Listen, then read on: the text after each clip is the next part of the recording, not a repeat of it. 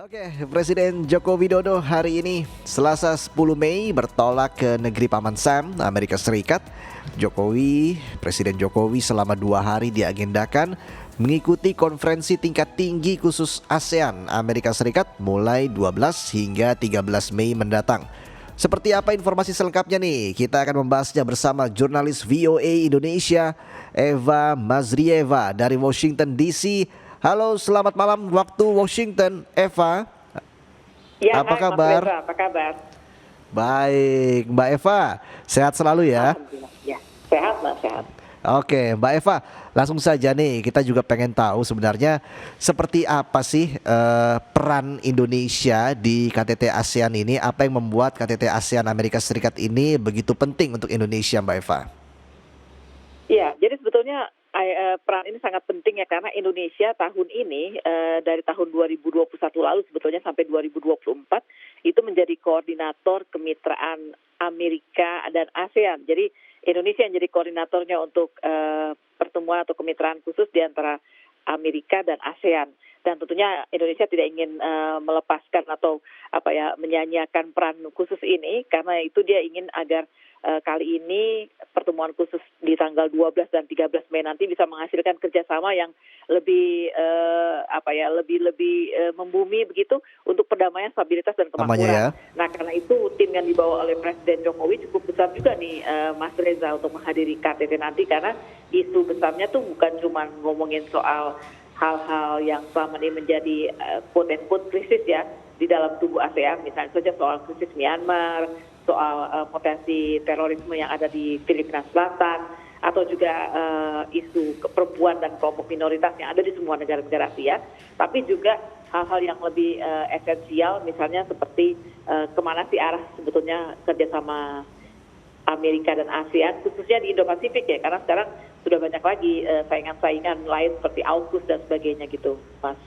Oke, jadi agenda khusus Presiden Joko Widodo di sana lebih kepada untuk mewakili ASEAN juga dalam perdamaian dunia seperti itu ya Mbak Eva ya?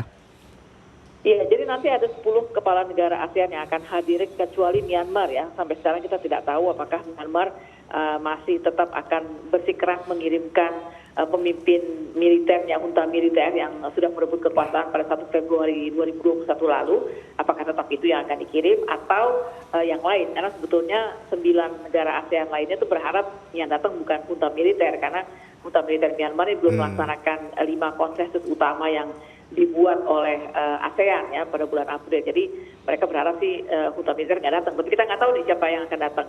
Nah, selebihnya sebetulnya banyak sekali itu yang akan dibahas dalam KTT ASEAN ini, dan Presiden Jokowi tampaknya akan ambil peranan besar ketika dia nanti bicara dengan Wakil Presiden Kamala Harris dan juga Presiden Joe Biden. Oke, kalau menurut Mbak Eva sendiri apa nih isu besar mungkin salah satunya yang akan dibahas nanti? Myanmar tentu ya, karena menjadi keprihatinan banyak pihak di ASEAN kan.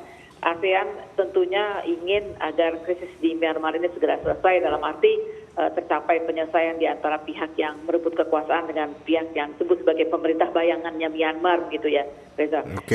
Dalam hal ini pemimpin demokrasi Aung San Suu Kyi yang dipenjara oleh junta militer. Juga ingin supaya tidak lagi terjadi aksi kekerasan karena sudah belasan ribu yang meninggal akibat aksi kekerasan setahun terakhir. Tapi ASEAN juga tidak ingin tentunya melepaskan kebijakan utamanya untuk menjalankan politik tidak mencampuri urusan dalam negeri negara lain kan gitu Reza ya. Kan selama ini tiap-tiap negara di dalam lingkungan ASEAN ingin agar ASEAN itu kerjasamanya lebih ke sifatnya ke semua negara, ke 10 negara. Jadi kalau ngomongin soal kerjasama perdagangan, perubahan iklim, pemberdayaan perempuan, itu untuk semua 10 negara. Tapi nggak ada tuh yang saling mencampuri urusan negara lain, misalnya kayak Indonesia nyampuri Myanmar, atau Thailand mencampuri Singapura, kan kayak gitu.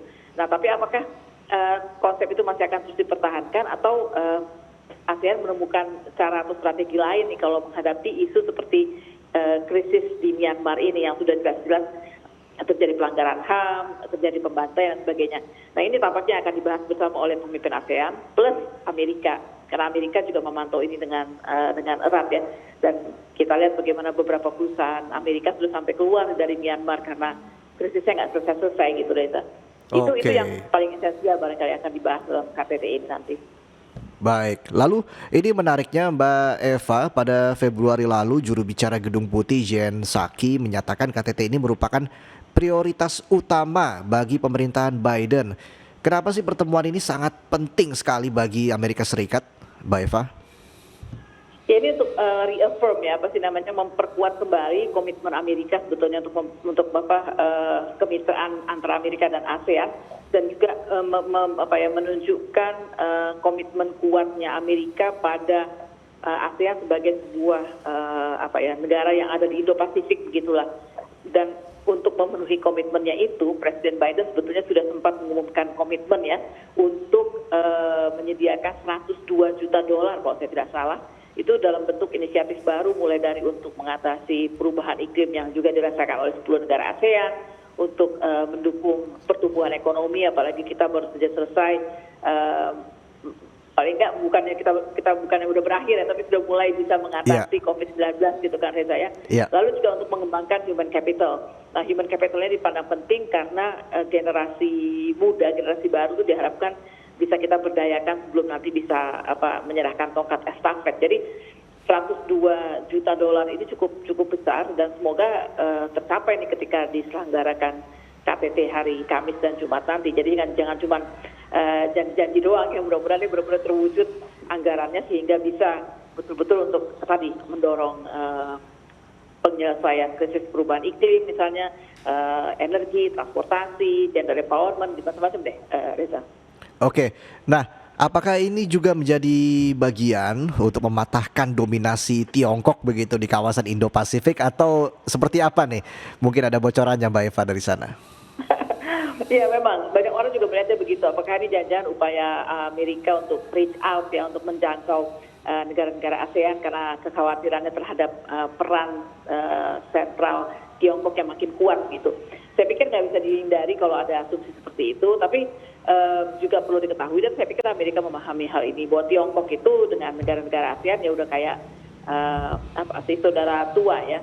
Jadi ASEAN tuh ya backyardnya Cina begitu kan, Tiongkok, dan tidak ada salahnya juga negara manapun berupaya untuk mencari pengaruh atau menimbulkan pengaruh pada negara lain, dan negara-negara lain bisa juga saling ambil manfaat dari Tiongkok juga dari Amerika, tentu nggak ada salahnya. Soal persaingan di antara negara-negara besar kayak Amerika, Cina, Rusia, atau ada Inggris, Prancis dan sebagainya, itu akan selalu terjadi sih Mas. Lepas dari siapa yang mempengaruhi dan dipengaruhi gitu ya Mas Reza. Oke, ini kan kalau bisa dibilang KTT ASEAN dan juga Amerika Serikat ini sebagai pemanasan ya menuju KTT G20 begitu, Mbak Eva. Kalau dari pendapat Mbak Eva sendiri akan disinggung tidak nih bagaimana Rusia diundang tidak nih ke KTT G20 atau seperti apa nih?